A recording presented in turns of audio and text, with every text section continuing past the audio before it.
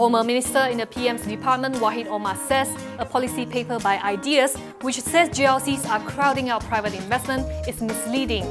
Speaking in his personal capacity, Wahid says he supports Khazanah National statement that rebutted the paper.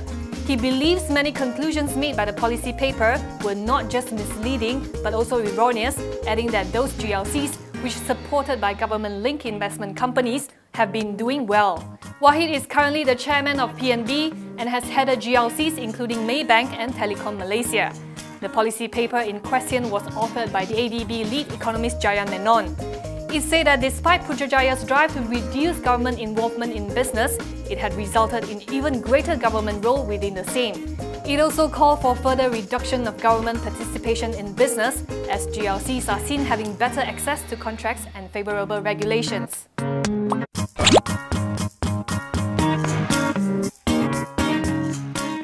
Bassett Holdings plans to build a high-rise residential project in Kuala Lumpur with an expected GDV of about 1.1 billion ringgit. The group entered into an SPA with LTAT today to buy a prime parcel of freehold land measuring 6.59 acres along Jalan Cochrane for this purpose. The 143.5 million ringgit proposed acquisition, made via its unit Mutiara Rini, will be fully funded by the proceeds of the group's rights issue exercise, which was completed in June 2016. The deal is a 500,000 ringgit discount to the market value of the land of 144 million ringgit. The proposed development is expected to be launched in 2019 and completed within 3 years. Deputy Chairman and Group MD Lodin Wok Kamaruddin says, given its strategic location in the heart of the city and its close proximity to public transportation as well as key shopping areas, the Jalan Cochrane land represents significant potential and value in terms of a residential development. He is confident that the acquisition will enable Boustead to further accelerate its growth strategy in the long run.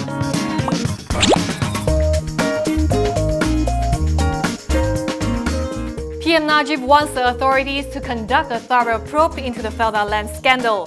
To recap, Felda risks losing 4 parcels of land worth 470 million ringgit after the ownership of the land was transferred to a private company, Synergy Promenade, in an alleged dubious deal. Najib posted on Twitter today that a probe will be conducted to see if there's any negligence or misconduct involved. He says measures have to be taken to safeguard the interests of Felda and its settlers. Felda Chairman Sharil Abdul Samad said yesterday that the conglomerate was intent on recovering its right to the land. It wants to revoke the power of attorney issued to Synergy Promenade, have a caveat placed on the parcels, and file a civil suit against those involved.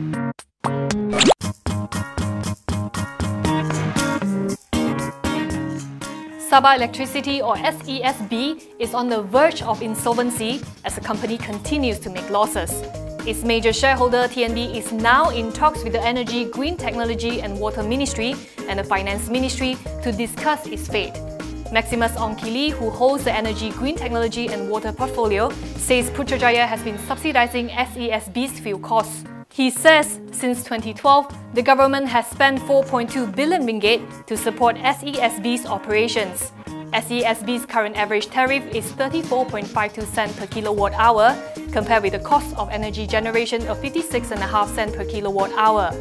Ongkili adds, the utility firm has been asking for a tariff revision since its last review in 2014. TNB owns 82.75% of SESB, while the Sabah state government holds the rest.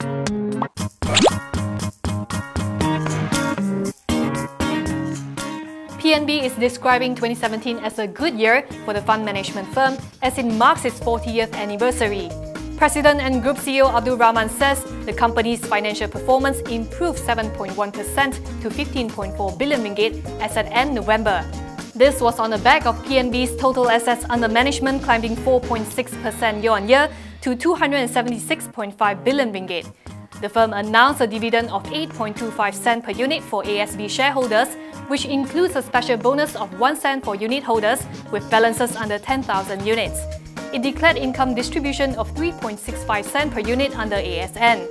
As for 2018, PNB is expecting an even better year. Chairman Wahid Omar says GDP growth is expected to be between 5 and 5.5%, which could mean an even stronger ringgit.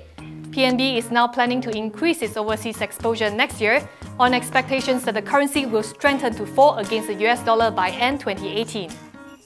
We at the HTV would like to wish all our viewers a Merry Christmas. Our shows will continue next Thursday. Happy holidays.